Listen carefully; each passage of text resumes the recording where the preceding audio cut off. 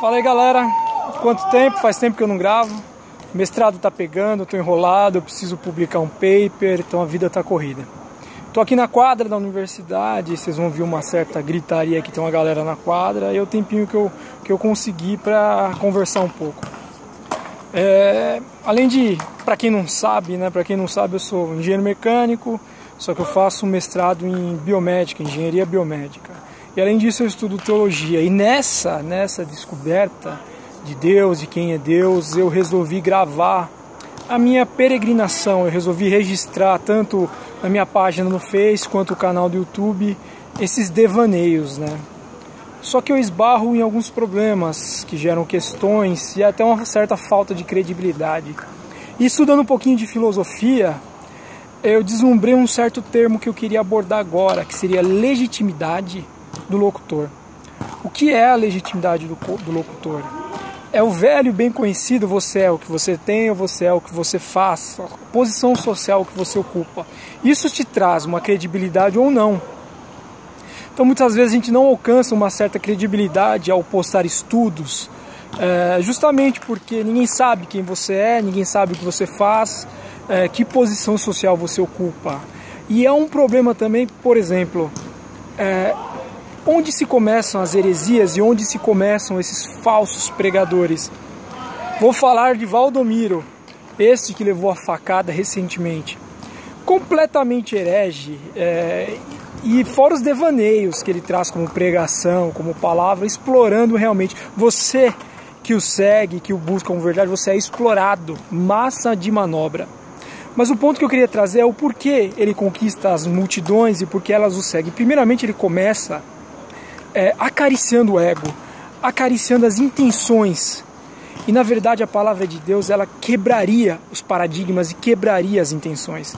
Então, ao se assimilar com o povo, acariciando as suas intenções, inclusive pecaminosas, intenções de que se prevaleça o eu, se prevaleça a carne, ele alcança adeptos. E após alcançar adeptos, tendo uma multidão na igreja, ele também alcança por essa questão da legitimidade do locutor, ou seja, olha aquele cara, olha o carro que ele tem, a posição que ele ocupa, olha os milhões de seguidores, milhões de pessoas que vão à sua igreja. E prende os fiéis nessa concepção. O mesmo ponto é aquele Agenor Duque, aquele é um herege, doido, maluco, completo, ele não influencia, ele é tão eficaz quanto a minhoca andando no asfalto, ele nem conseguiria se locomover. E as pessoas o seguem.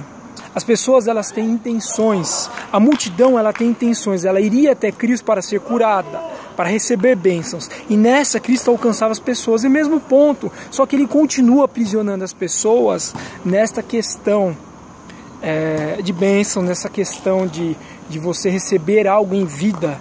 Mas o que esperamos dessa vida se Cristo nos promete o melhor, Ele mesmo na eternidade?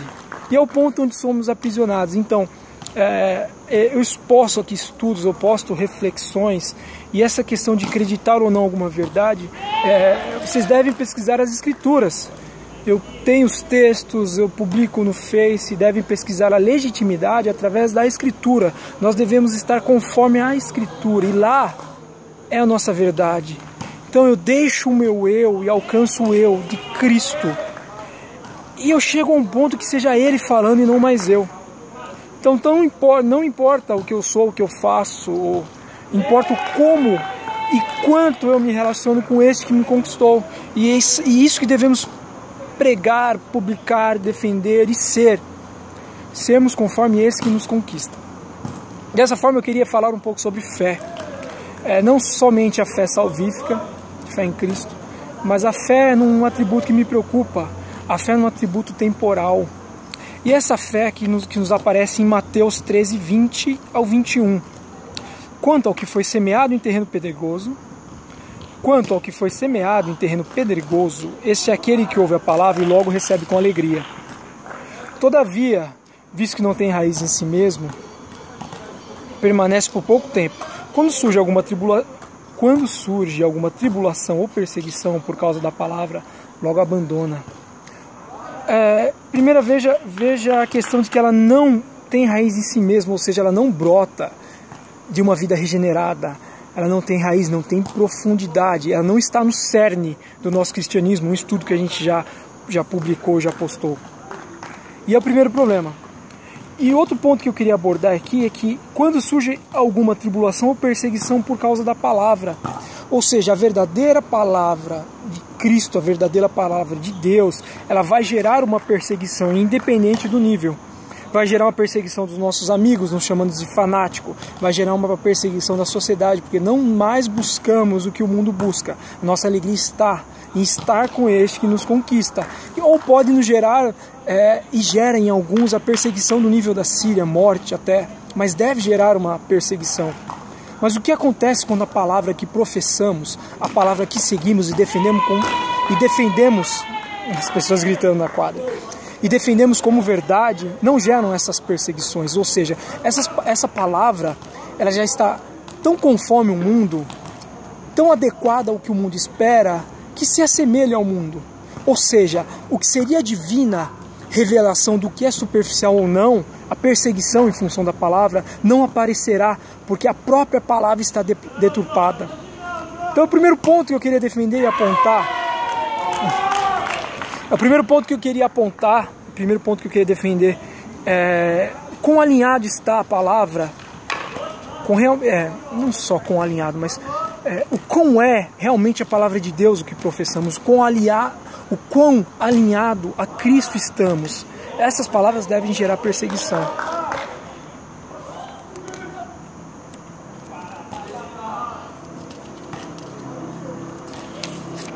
E o ponto que eu queria também abordar é que a nossa fé em Cristo, a fé no porvir, ela não deve gerar ou pressupor essa alegria apenas no porvir.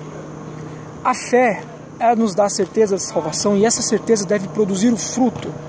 Ela deve produzir esse contentamento com Cristo e a busca incessante por esse como fonte de toda a nossa alegria. Ou seja, ainda nesta vida, ainda nesta terra, nós temos a nossa alegria, nós temos a paz nele. Vamos abordar alguns pontos para tentar embasar isso. Apocalipse capítulo 21, versículo do 1 ao 5. Então vi um novo céu, uma nova terra, pois o primeiro céu e a primeira terra tinham passado. E o mar já não existia. Vi a cidade santa, a nova Jerusalém, que descia do céu, da parte de Deus, preparada como uma noiva adornada para o seu marido. Ouvi uma forte voz que vinha do trono e dizia: agora, o tabernáculo de Deus está com os homens, a saber, Cristo, com os quais ele viverá. Fantástico, é daí que vem a nossa alegria. Estaremos com Cristo, com este que nos conquista pela eternidade. Isso é as bênçãos que esperamos. Eles serão os seus povos, o próprio Deus estará com eles e será o seu Deus. Ele enxugará dos seus olhos toda lágrima, não haverá mais morte, nem tristeza, nem choro, nem dor, pois a antiga ordem já passou. Aquele que estava sentado no trono disse, o próprio Deus dizendo aqui: estou fazendo novas todas as coisas, e acrescentou: escreva isso, pois essas palavras são verdadeiras e dignas de confiança. E veja que fantástico, né? Ele enxugará dos seus olhos toda lágrima. Ou seja, inclusive isso é um dos ensinos de um dos meus mestres. O céu só porque Deus está lá para enxugar as nossas lágrimas. Ou seja, só o é porque lá está Deus. O nosso céu está no fato de que Deus está lá e viverá conosco para sempre. Entende? E é o ponto que eu queria trazer para hoje. A fé nessa verdade deve resultar também no gozo presente. Essa é a certeza da salvação, e esse gozo presente não é baseado apenas nessa promessa que vimos em Apocalipse. Voltemos ao sofrimento atual. Eu lhes disse essas coisas para que em mim vocês tenham paz. Nesse mundo terão aflições, contudo tenham ânimo. Eu venci o mundo. Jesus dizendo. As coisas que esse texto se refere são as revelações da rejeição, sofrimentos do mundo e o retorno de Cristo ao Pai. E esta última, o retorno de Cristo ao Pai, é onde os discípulos se fixaram naquele momento. Isso foi até motivo de espanto e tropeço. Só que o ponto-chave aqui é o seguinte. Vejamos a parte B do texto. Nesse mundo tereis aflição, não é opcional. As aflições chegarão. São as perseguições já apontadas, que nós já falamos no começo, as perseguições decorrentes da palavra, em função do testemunho da verdade. Só que nos fala em manter o ânimo, nos fala em termos paz nele, ou seja, para repousarmos. A afirmação de que o nosso Senhor venceu o mundo, a afirmação de que o nosso Senhor venceu o mundo é o motivo de nossa paz. Seguimos quem o vencera. E o que vem a ser o vencer o mundo? Quem é nascido de Deus vence o mundo. E essa é a vitória que vence o mundo, a nossa fé. Quem é que vence o mundo? Somente aquele que crê que Jesus é o Filho de Deus. Isso está em 1 João 5, do 4 ao 5. Nossa vitória é a fé, essa que nos faz vencedores, pois seguimos quem vencer o mundo. A fé que depositamos em Cristo, esta no porvir, deve resultar no gozo presente, como já trouxemos essa exposição, como já falamos. E esta é a vitória sobre os sofrimentos mundanos. Vejam que a resolução dos problemas não resultaria em felicidade, pois continuaríamos escravos dessa natureza que insiste a voltar no lamaçal do pecado. E Cristo nos dá uma nova natureza nele, Ele nos dá um novo eu nele. O nosso constante retorno a Ele a cada manhã, o constante arrependimento diário, nos faz nova criatura. A fé é a rendição da alma corrupta e culpada a Cristo, mas o recebimento deste também. E assim alcançamos a paz em meio às aflições, pois este que venceu o mundo ao se entregar aos sofrimentos nos faz, ainda nesse desdobrar histórico, é para agora, é para hoje, nesta nossa realidade temporal, o seu habitar. E aí está o motivo de nossa paz, aí está o motivo da felicidade, do gozo presente, o motivo, o objeto, o fim de toda a nossa busca e o objeto de nossa paz nos habita. Portanto, vão e façam discípulos de todas as nações, batizando-os em nome do Pai, do Filho e do Espírito Santo, ensinando-os a obedecer a tudo o que eu lhes ordenei, e eu estarei sempre com vocês até o fim dos tempos. Mateus 28, do 19 ao 20. E ele promete estar com os seus até o fim dos tempos. Cara, vocês percebem o quanto isso é fantástico? Este é o deslumbrante motivo do gozo presente. Assim como sua presença apontada em Apocalipse é o motivo de não haver pranto, pois enxuga nossas lágrimas. Mesmo em meio aos sofrimentos presentes, Ele está conosco. Ao receber quem Ele é, sendo preenchido com suas verdades, Ele se torna a nossa única necessidade. Meu brother, tua necessidade hoje é suprida por aquele que nos criou. Não há mais necessidades. Ao habitar o nosso interior, ao prometer estar sempre conosco, ao frente às aflições do mundo, nos encorajar, ao ser o nosso refúgio de paz. Isso é incrível, isso é fantástico. Em todos esses pontos, Ele, Cristo, mostra que mesmo nessa realidade, também enxuga as lágrimas. O nosso resistir às tribulações e perseguições decorrentes da palavra nos marcarão. Estas tribulações revelam a profundidade de nossa fé. E quem irá permanecer em Cristo até o fim? Quem realmente está enraizado? E veja o ponto onde eu queria trazer o estudo, onde eu queria trazer uma ideia central. Ele promete enxugar a lágrima. Ele nos mostra que o céu está Ele nos mostra que o conceito de ser céu está nele habitar conosco, e enxugar a nossa lágrima. Mas nos fala também nesses versículos que eu citei, que hoje, frente aos nossos sofrimentos, Ele também enxuga as nossas lágrimas. Isso é para hoje, galera. Isso é para agora. Isso é para hoje, isso é para agora. Esse é o nosso Deus. Esse é o nosso Deus que nos livra da nossa pior condição, a condição de estarmos enraizados em nós mesmos, a condição de acreditarmos todo motivo de felicidade no nosso eu insuficiente. Ele nos livra de tudo isso, Ele quebra o espelho, o qual nos aprisionava, e nos mostra a sua face. E eu queria trazer uma reflexão de pequenos momentos que eu tenho, uma reflexão de alguns problemas que eu passo, uma reflexão de alguns momentos onde a minha insuficiência toma conta. Tais aflições hoje nos trazem a seguinte pergunta: quem nós somos? Quem é você? Mas sem essa máscara, sem quem idealizamos ser. Quem realmente nós somos? Para a conclusão dessa reflexão inicial, a resposta a esse questionamento é necessária. Vocês não poderão me responder agora, podem comentar aí se quiserem. Mas eu posso responder. Eu quero citar Gálatas 6,17. Isso é até uma reflexão que está no Face, na minha página. Desde agora ninguém me inquiete, porque trago no meu corpo as marcas do Senhor Jesus. Gálatas 6,17. Paulo falando. Essa afirmação de Paulo, ela me deixa um pouco intrigado. Que marcas são estas?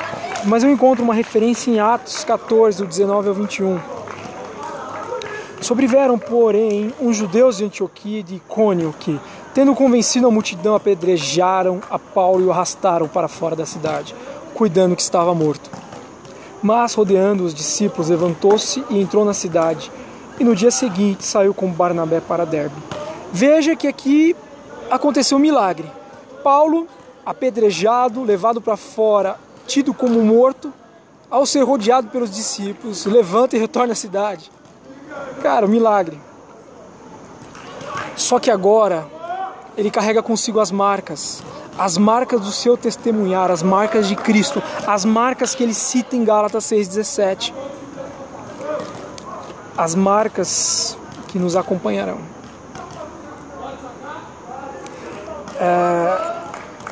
Vamos a uma referência sobre o chamado de Paulo em Atos 9, do 10 ao 16. E eu quero só o trecho final, vocês podem ler aí em casa, né? Disse-lhe, porém, o Senhor: vai, porque esse é para mim um vaso escolhido, para levar o meu nome diante dos gentios, e dos reis e dos filhos de Israel, e eu lhe mostrarei quanto deve padecer pelo meu nome. Aqui é Deus falando com Ananias, quando lhe imputa a missão de ir até Paulo, e Ananias responde que, esse é o cara que nos persegue. E Deus fala: eu lhe mostrarei, vá, porque ele é um escolhido, e eu lhe mostrarei o quanto importa padecer pelo meu nome. Nosso Senhor mostra como marcaria, como seria importante para Paulo padecer pelo seu nome. E que fantástico, que fantástico. O Senhor o marcou. Uma referência até para o espinho na carne. Penso que, ainda hoje, Nosso Senhor ainda marca os seus. Ao idealizar essa página onde registro as minhas reflexões em Cristo, meus devaneios a experimentar este que me conquistou, não sabia onde iria chegar e ainda não sei. Mas me deparo em diversos momentos onde, por mensagens inbox, sou chamado a aconselhar, clarificar alguns pontos ou simplesmente conversar sobre as nossas concupiscências. Cara, e como isso me toca? Como alguém como eu, um completo verme terrestre, pode ajudar na edificação do corpo? Isso é fantástico, isso é um milagre. Cara, nada se assemelha com falsa modéstia. Realmente eu nada tenho de bom, cara, nada. E mesmo assim, Deus nos escolhe, mesmo assim Cristo me escolhe para o seu testemunhar. Deus, ele insiste nesse milagre de tornar essa existência nula e vazia útil para o seu propósito eterno. Isso é maravilhoso, é um milagre em minha vida. Só que ao vasculhar esses escritos de Paulo e a narrativa de Lucas sobre o seu testemunhar, eu penso que eu começo a entender. Veja que ponto. A insistência do que é perfeito, Deus, ao habitar esse vaso do pior barro disponível, me machuca. É a perfeição ardente deixando as suas marcas no barro. A luz estridente cegando que não pode deslumbrá-lo. Não posso contemplá-la. Ao errar, ao não me assemelhar ao meu discurso, essas são as minhas falhas. Ao demonstrar aos que estão ao meu redor o quanto estou longe desses deslumbres, que ainda registra eu sou machucado, eu sou ferido, isso acaba comigo. De tão profundas essas marcas eu já quase não posso suportar, quase me faz parar. Só que ao retornar ao que pode me trazer um refúgio, refrigera a minha alma, as escrituras, ao me debruçar, ao meditar, ao me relacionar com elas, E esse é o ponto central de tudo que eu trago aqui no canal, é o relacionamento pessoal com Cristo. Nesse relacionamento ele nos transforma, ele me transforma, cara. Eu encontro um refúgio para minha angústia. Esse desfoque entre o que eu realmente sou e o que eu idealizo. Esse desfoque entre o que realmente sou e o que idealizo ser são as minhas profundas feridas. São as marcas deixadas pelo que é perfeito, Deus. As marcas de Cristo que eu também carrego são as resultantes do imperfeito eu se relacionando ao perfeito. E olha que ponto fantástico. Estas marcas me fazem melhor. Elas conformam barro. Elas me transformam. A cada ferimento surge um eu melhor. Um eu que será marcado novamente. Será novamente sufocado, angustiado, pois insiste. O meu eu, ele insiste em se relacionar com o contundente perfeito. Mostrem suas marcas, galera. Mostrem essas marcas ao mundo. As marcas do testemunhar a Cristo. As marcas do seu relacionamento. Sejamos luz do mundo. Sejamos o sal da terra, mas não por nós mesmos. Não por quem somos ou por... Galera aí zoando. Mostramos as nossas marcas ao mundo, mas não pelo que idealizamos. Não por quem somos ou que ocupamos nossos afazeres, mas ressignificando o que é importante, tendo agora o que Cristo nos mostra como importante, demonstrando o nosso amor por Ele, nos relacionando com Ele e brilhando no mundo. Valeu, galera, é isso aí. Obrigado por você ter ficado até o final do vídeo. Se gostou, dê um like, compartilha. E se inscreva no canal. Se inscrevendo, nós temos mais visibilidade. Dessa forma podemos alcançar mais pessoas. Valeu!